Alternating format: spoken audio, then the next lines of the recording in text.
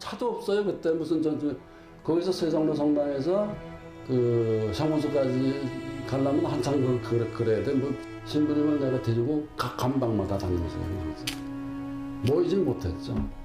그 나중에 김선추 의원님 와서 견진 주고 그랬어요. 그때 각 본당에 다 다니면서 회원 모집하느라고 신부님들한테 가서 구버거리고 얼마나 내가 그랬는지 모르겠어요. 구두를 내가 4컬이나 잊어버렸다고 그랬잖아요. 사형수이 천주교로 귀의를 하면 이게 험악한 사람들이 아주 어린 양이 되는 거예요. 정말 그들과 함께 그들의 아픔을 들어주는 거. 뭐 내가 너를 어떻게 뭐 좋은 길로 인도하려고 왔다 이런 그런 생각은 감히 하지도 못했고. 내 사제 생활 40년에 제일 보람된 기간이 언제였느냐. 제일 어렵게 사모했던 교도소 사모. 6군데를 내가 나갔거든. 참 그때 한 1년 진짜 열심히 했어. 당신도 어려우면서도 그 제소자들을 위해서 이렇게 열심히 일하시는 평신도들이 있었죠. 그러니까 그분들에 의해서 사실은 교도 사목은 양국에는 발전되어 왔던 것 같아요. 뭐 1000명 중에 1명이라도 우리가 건지면 그걸 바라고 우리는 다녀야 된다. 그런 데 보람을 느끼고 우리는 또 계속 꾸준히 일을 한 거예요.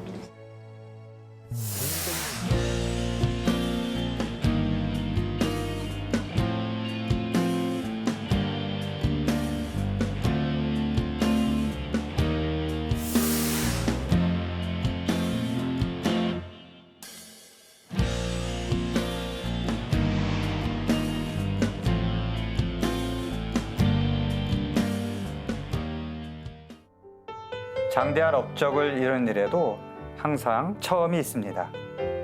그 처음은 사소한 호기심이나 작은 연민에서 비롯되기도 하죠.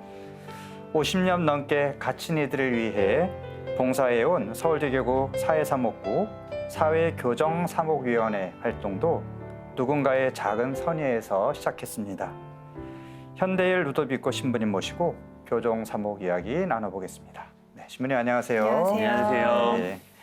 자, 교정사목 역사가 꽤 됐죠? 올해로 몇 년째인가요?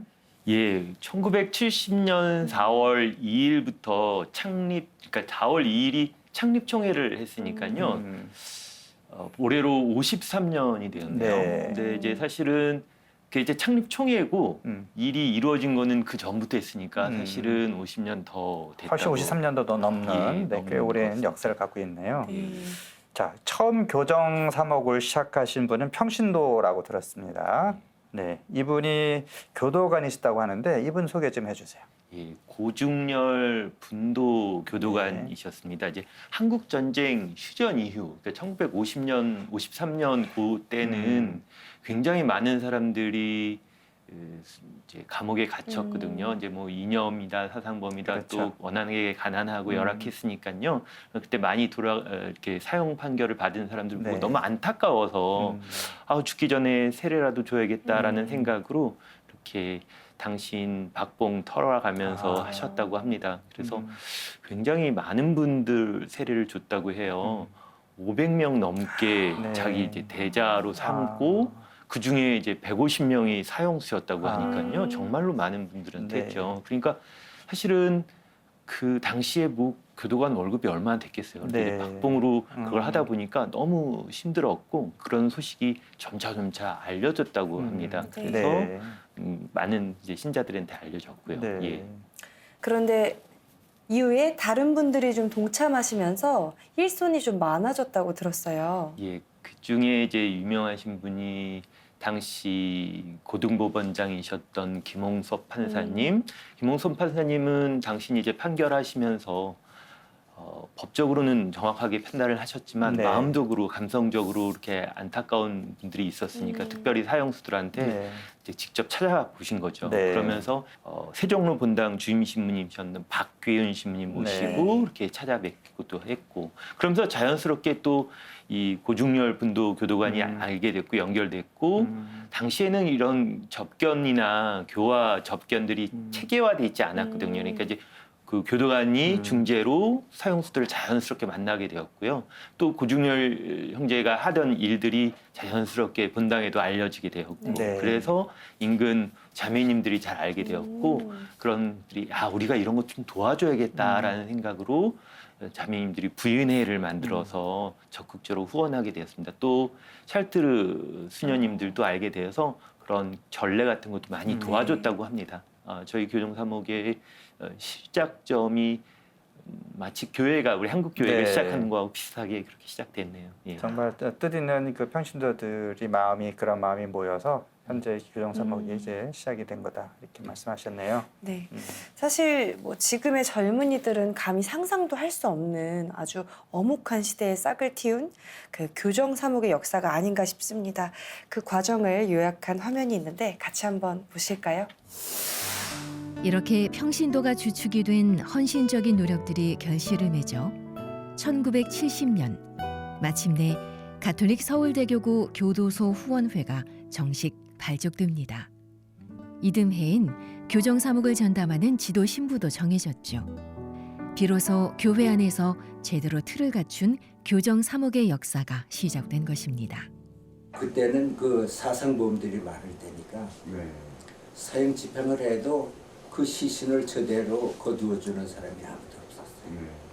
그러면 천주교에서 그를 시신을 다 거두어서 신자들 묘지에 이렇게 안장을 해주니까 이게 그 우리 의식이라든가 이런 것이 작용하면서 그런 그 사상범들이 전부 천주교 신자가 되고 교도소가 아주 조용해지는 거예요. 무엇 하나 넉넉한 것이 없었던 시절, 부족함을 채운 것은 지치지 않고 사랑과 열정을 재소자들에게 온전히 쏟아부었던 여성 봉사자들이었습니다. 아니 우리 지금 막내는 저기 학교에서 이렇게 아버지 어머니 이렇게 직업 뭐 이런 거 뭐 써오라는 거를 써가지고 왔는데 한 번 내 담임을 만나러 갔더니 어머니가 교도관이에요 그래요. 왜 그러니까 아버지 은행원 엄마는 교도관 이렇게 썼더라고요. 교정사목을 널리 알리기 위해 더 다양한 종교 프로그램을 마련하기 위해 좀 더 많은 후원자를 모아 풍성한 사목을 펼치기 위해 가진 아이디어를 짜내고 발품을 아끼지 않았던 긴 시간들이 있었습니다. 그리고 1994년 사회교정사목위원회라는 이름으로 서울대교구 사회사목부에 소속되어 오늘에 이르기까지 한국천주교회 교정사목은 시대의 요청에 귀를 기울이며 묵묵히 성장해 왔습니다.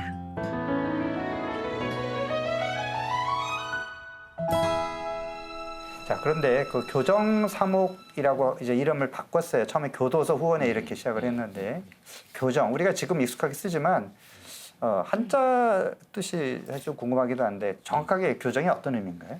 이제 그 한자를 똑같은 한자를 쓰는 게 이빨 교정할 때 교정이더라고요. 그러니까 틀어진 거를 바로 잡는다는 의미가 있죠. 사실은 예전에 이제 교도소 감옥 그렇게 하는 거는 사실은 약간 수동적인 의미가 좀 있다고 생각을 합니다. 감옥하면 가둬놓고 바라만 보는 거잖아요. 그런데 교정기관 하면 사실은 약간 틀어진 것을 바로잡으려는 노력이 들어가 있다. 그냥 단죄만 하는 것이 아니라 그 사람들이 좀 바뀌어서 또 새롭게 다시 삶을 시작할 수 있도록 도와준다. 그러니까 이제 간수라는 말 썼었는데 간수는 바라보고 지켜보고 막 지키는 것만 이렇게 하는 거라면 교도관 하면 뭔가 이렇게 바르게 이끌어주는 교정 그렇게 좀 적극적인 의미가 들어가 있다라는 생각을 할 수 있죠. 그런 영어들을 보면 사실은 되게 좋은 의미들도 있고 우리가 저렇게 구분해야 되겠구나 생각을 하게 됩니다. 예를 들어서 구치소하고 교도소가 차이가 있는 거죠. 요즘에는 많이 있잖아요. 그러니까 구치소는 아직 재판으로 해서 형이 확정이 되지 않은 사람들이 미결 수용자가 들어가 있는 곳이 구치소고 형이 확정돼서 형을 사는 수형자들이 사는 곳이 교도관, 교도소죠. 예. 그런데 사실은 지금 우리나라 현실에 있어서 많이 그 교정식 기관을 많이 못 짓고 있다 보니까 미결 수용자들하고 기결 수용자들하고 같이 지내게 됩니다. 그래서 사실 미결 수용자, 기결 수용자 우리 구분하지 않고 쟤 감옥에 있대, 쟤는 감옥에 있다라고 하면서 똑같이 사실 미결 수용자는 형이 확정되지 않았기 때문에 무죄 나올 수도 있는 거잖아요. 그죠. 네. 무죄 추정의 원칙에 따라서 무죄로 생각을 해야 되고 처우도 사실은 달라야 됩니다. 근데 같은 고뇌관에 있다는 것이 아이러니한 거죠. 그래서 좀 구분이 되어야 되고 우리 현실 안에서 많은 교정기관들이 있어져서 처우가 좀 좋아졌으면 좋겠다라는 개인적인 바람은 있습니다. 네. 예. 그럼 서울대교구 교정사목위원회는 서울의 교정시설만을 담당하고 있나요, 신부님? 예, 맞습니다. 저희는 서울에 있는 4개 교정 시설만 담당을 했습니다. 사실 서울구치소 같은 경우는 서울에 있지는 않은데 서울지방법원에 이제 관련된 수용자들, 미결 수용자들이 있기 때문에 서울구치소라는 이름을 붙여놓고 또 서울교구에서 이제 관리를 하지요. 그래서 각 교구마다 15교구에 각 교구마다 교정 담당하는 신부들이 다 있어요. 그래서 근데 그 교구마다 상황이 다 다르고 어디는 1개만 있는 데도 있고 그래서 1개가 뭐 한 신부님이 뭐 1개 교도소하고 그리고 경찰 사무를 함께 하거나 또 어디는 신부님은 부족한데 교정기관은 너무 많아서 그 매번 들어갈 수 없고 한 달에 한 번만 들어가는 곳도 많고 그렇습니다. 그래서 상황이 굉장히 많이 다르고 있다 있는 얘기를 드리고 싶습니다. 예. 그리고 또 다른 특수사목과는 다르게 이 교정사목에 대해서는 약간 부정적인 의견을 가진 분들이 계시거든요. 뭐 죄 지은 사람은 당연히 벌을 받아야지. 죄 없이 뭐 또 고통받는 사람도 많은데 왜 우리가 그 사람들을 도와야 하나 이렇게 말씀하시는 분들도 또 있거든요. 예. 잘못했으면 벌을 받아야죠. 벌을 마땅한 벌을 받아야 됩니다. 근데 이제 교정사목을 한다 하면 그 벌을 면하게 하는 게 교정사목이 아니라 그 잘못에 우리의 책임도 있다라는 생각을 하게 하는 것이죠. 이제 노숙자가 만약에 이제 예를 들어서 노숙자가 배가 고파서 고시원의 달걀을 훔쳤다 하면 물론 정말로 훔친 사람의 그 잘못을 면할 수는 없습니다. 잘못한 건 잘못한 거죠. 그런데 과연 우리의 잘못은 없을까? 노숙자가 생기게 된 이유 그리고 그 사람이 배를 곪게 한 이유 물론 정치인 뭐 시스템의 문제이고 있겠지만 노숙자가 누워서 있는 것을 지나치는 사람들의 잘못도 있고 종교인들도 사실 막 그냥 미사할 때 사랑하라고 했지만 정말로 사랑을 실천하면서 했을까 그런 우리의 잘못도 있는 거죠. 연결되어 있는 우리 모두 우리 사회에 전반적인 문제가 있는 거고 그 책임감을 느껴야 된다라는 생각을 하는 거죠. 종교인 저만이 아니라 함께 사는 우리 모두의 책임을 느껴야 될 것입니다. 그런 것을 하는 것이 교정사목 하나의 일환이 아닐까 생각을 합니다. 예. 더군다나 우리 이제 가톨릭 사회교리나 이제 우리 교회의 신앙은 나랑 직접적인 관련이 없어도 누군가가 도움을 필요할 때 어려운 처지에 있을 때 도와주라. 착한 사마리아 그 사람의 비유처럼 그게 어떤 종교적인 어떤 요청이고 신자의 의무다. 그 어려운 처지에 있는 사람의 이웃이 되어주라. 그들이 잘못한 건 잘못이지만 그들에게 또 위로도 필요하고 그들이 도움이 필요한 거잖아요. 그러니까 그거는 어떤 신앙의 요구고 그리스도교적인 사랑의 요구다. 근데 그런 걸 사실 우리가 들어도 마음이 움직여야 되잖아요. 근데 자원봉사 하시는 분들 보면 참 대단한 것 같아요. 누가 시켜서 하는 게 아니잖아요. 신부님 어땠어요? 봉사자들은 어떻게 활동을 하고 신부님이 그동안에 쭉 보신 봉사자들의 모습 어떤가요?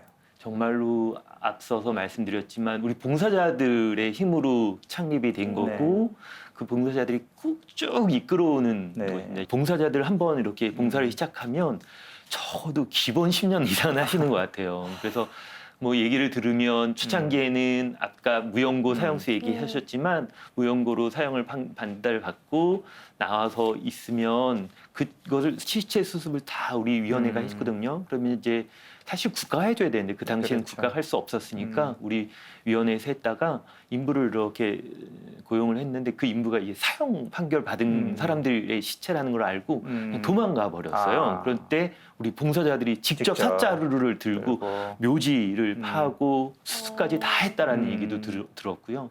그리고 진짜 현재도 사형수들 이렇게 만나러 가면 정말 장 보는 것서부터 그 사형수들을 위해서 정말로 자기 자녀들을 위해서보다 더 음식 장만을 하시는 게 굉장히 열정적으로 하시고 정성껏 해주시는 모습에서 저 역시 감화를 받고 나도 열심히 정말 준비를 해야겠고 사랑을 베풀어야겠다라는 생각을 하곤 합니다.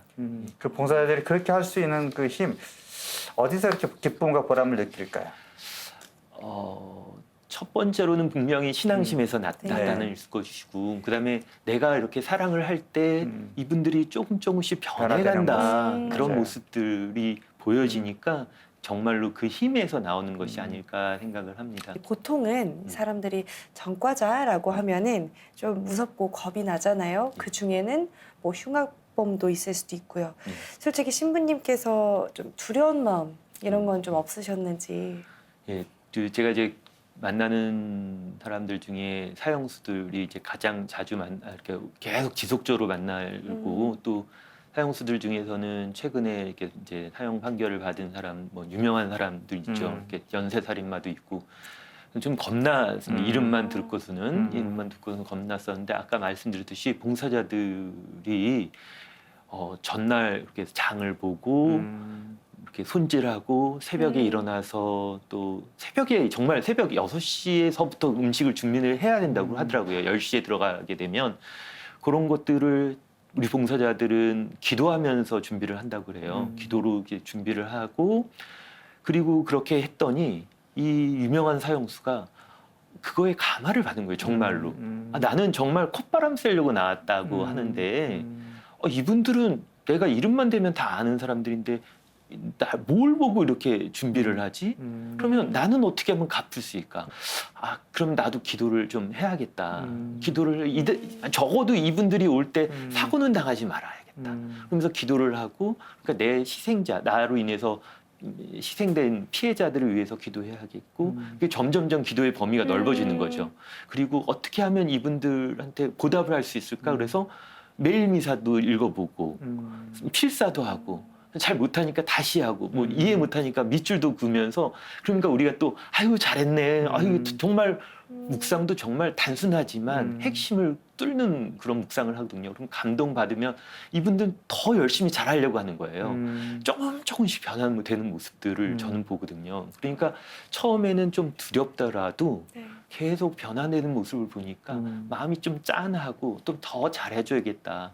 옛날부터 혹여 어릴 때 부모님이 이렇게 잘한다 했었으면 이렇게까지는 안 됐을 수 있겠구나라는 생각이 들면서 마음이 아프고 또 내가 더 잘해줘야겠다라는 생각이 들더라고요.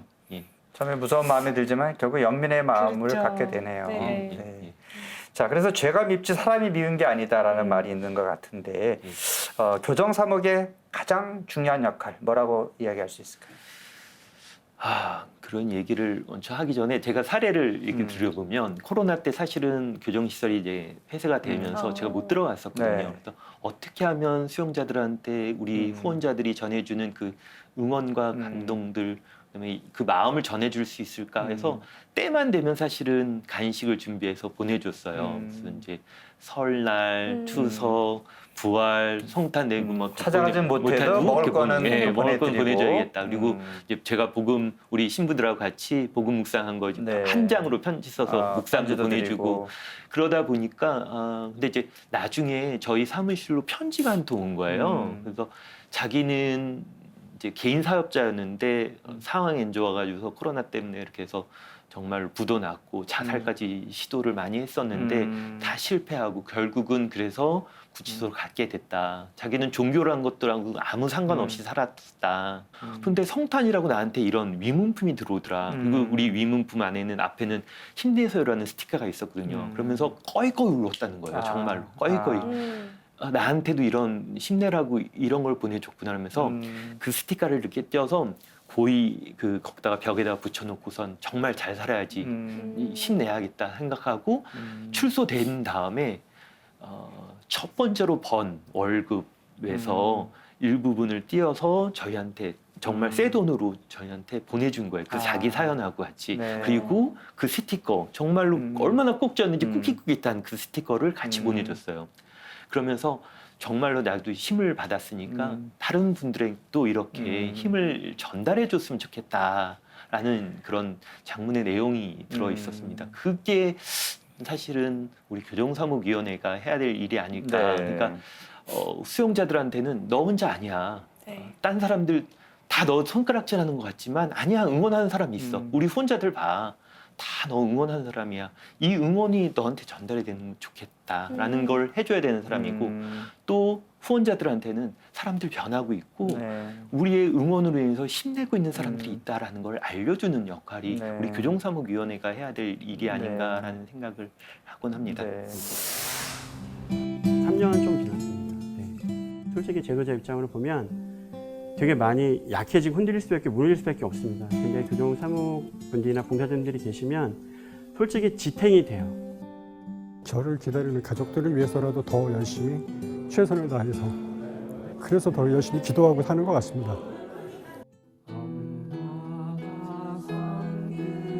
한순간 인생을 무너뜨렸습니다.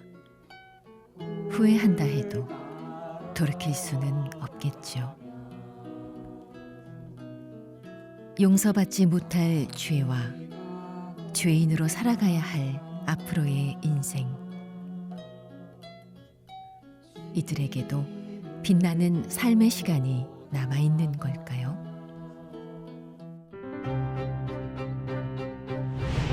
오래전부터 구치소 재소자들과 벗으로, 가족으로 어울려 사는 이들이 있습니다.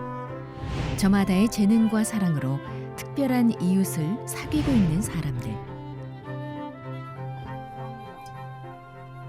매주 구치소를 찾아 10년째 재소자를 만나고 있는 김순애 씨도 그런 봉사자들 가운데 한 명입니다. 처음에 시작했을 때는 좀 올 때마다 사실은 좀 겁이 나고 다른 사람이라고 생각을 했어요. 이분들하고 저희는 다른 사람들이다. 그런 마음이었었는데 시간이 지나가면서 다른 사람이 아니라 저희도 똑같은 사람, 하나님이 저희를 보시는 것처럼 이제 그런 마음이 자꾸 생기더라고요.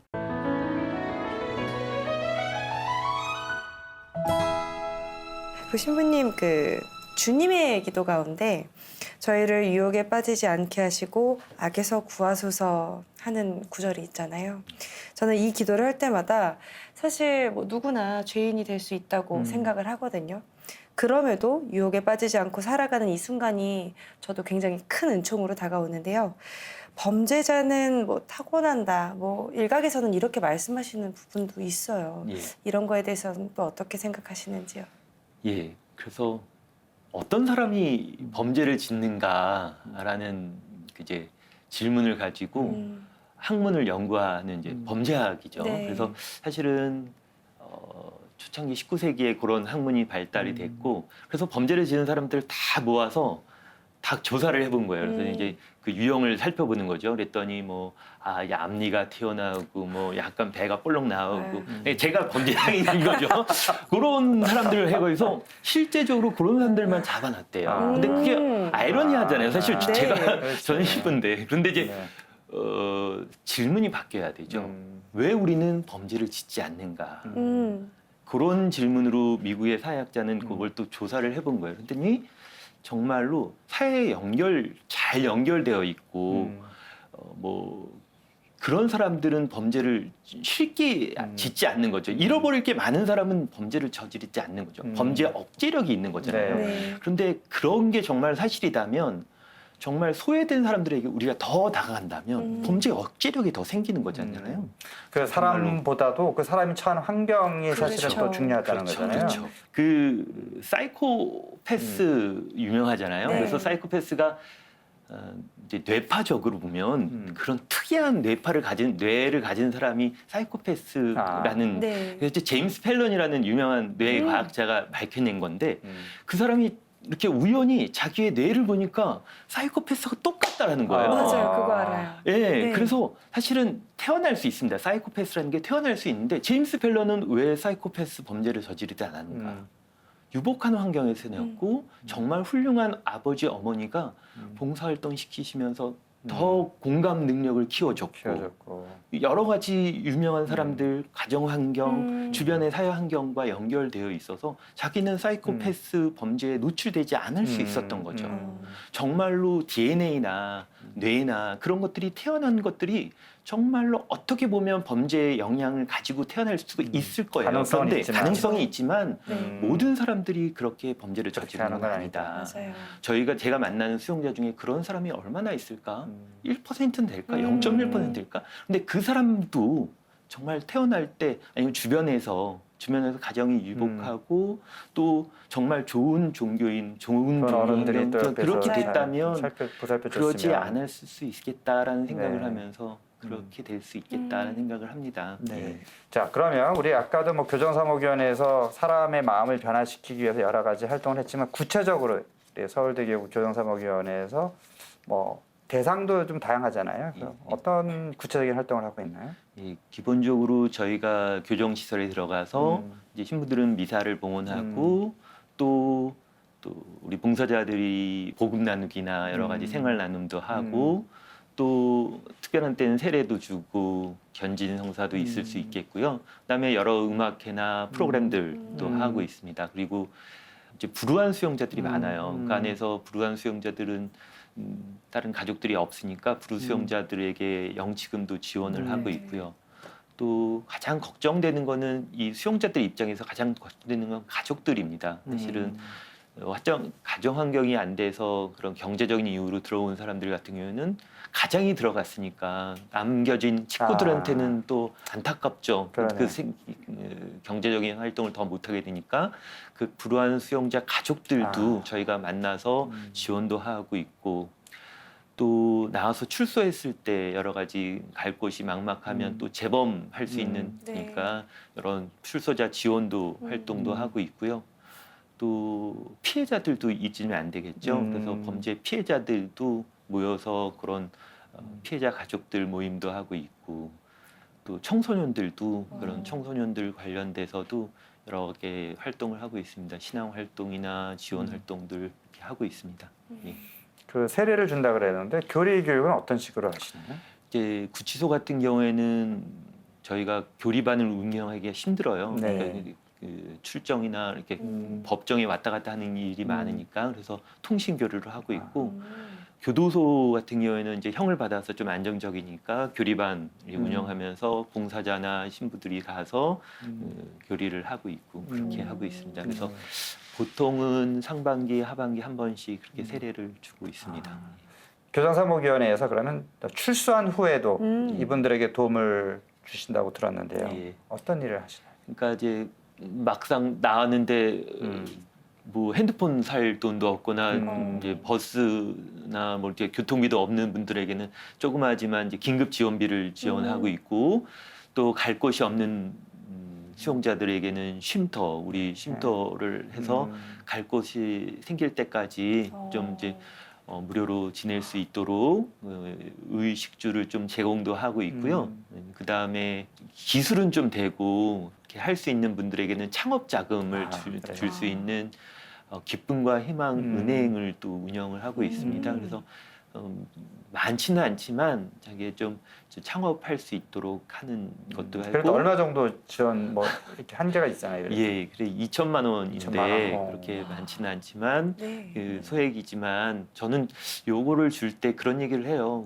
너 이게 국가 세금처럼 어찌 큰 재정이 있어서 그렇게 들어오는 것이 아니라 우리 후원자들이 돈을 내서 모아서 주는 것이다. 우리 후원자들이 뭐 1,000만 원, 2천만 원 후원자들이 아니라 10,000원, 20,000원 후원자들이다. 그러면 이 2천만 원은 2,000명의 응원이 지지가 들어가 있는 것이다. 그러면 이 사람들이 다 눈물을 뚝뚝 흘려요. 자기가 그러니까 이제 심사를 엄격하게 하고 나서 합격한 거에 되게 기뻐하지만 또 거기다가 2,000명의 지지 응원 세력이 있다는 거니까요. 그러면서 이 2,000명의 노력을 배반하지 않았으면 좋겠다. 그리고 너가 갚으면서 또 딴 사람이 딴 혜택을 사람이 받을 수 한 있다. 것처럼 후원자가 되는 거고 응원자가 되는 네. 거다. 그래서 너의 후배들한테 또 응원을 그렇죠. 해줄 수 있는 거니까 그렇게 갚을 수 있었으면 좋겠다. 그러면 이분들은 사정이 되는 한 조금 모였을 때마다 갚으려고 노력을 하더라고요. 그러면서 자기 역시 후원하고 있다라는 생각을 할 수 있는 거잖아요. 그래서 그렇게 갚아 나가는 걸 보면서 또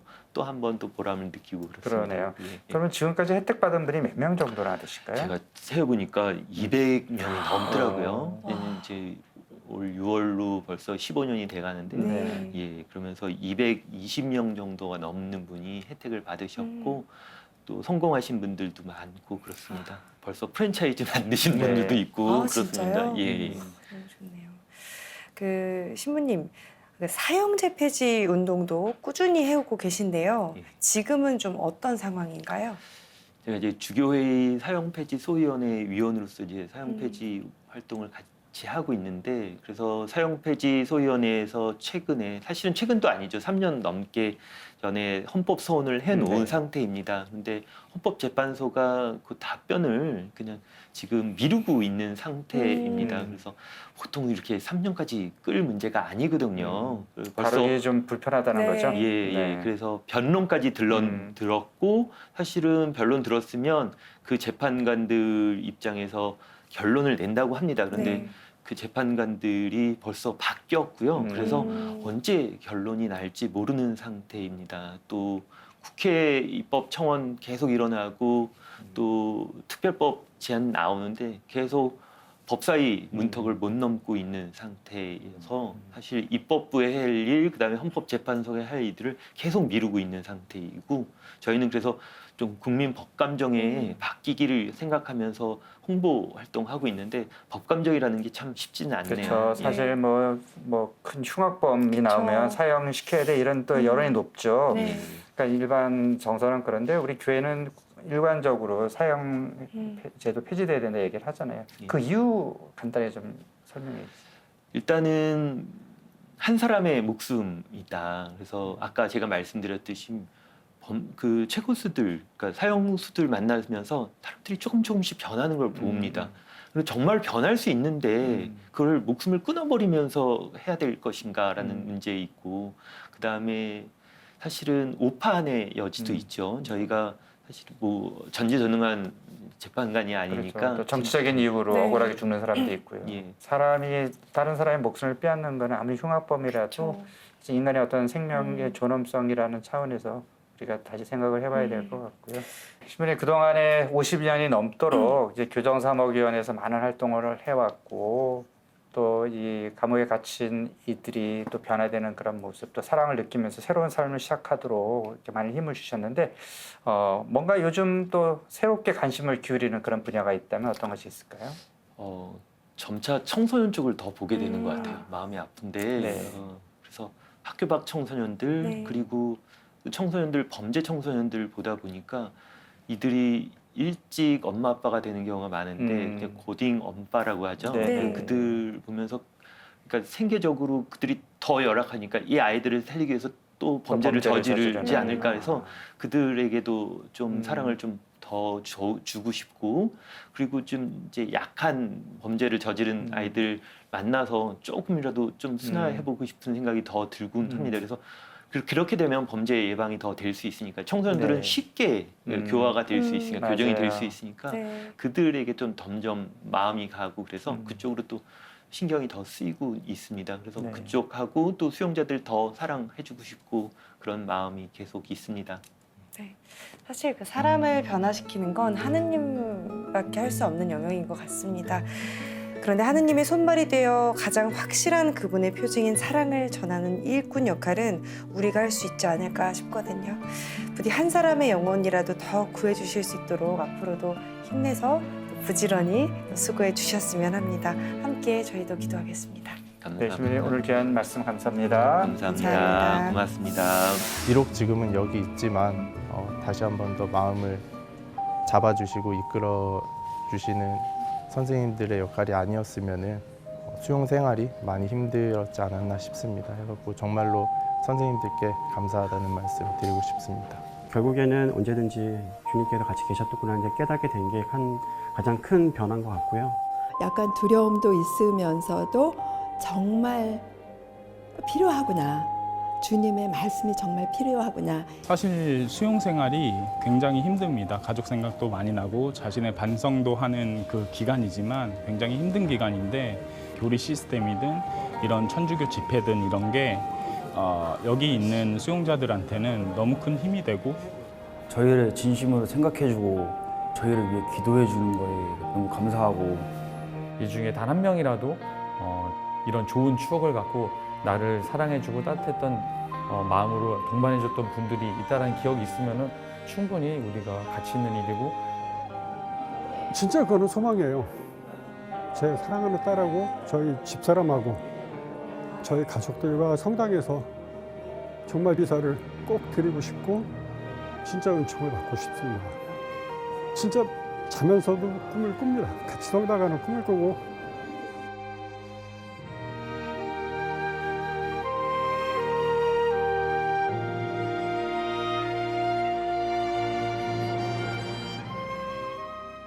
내가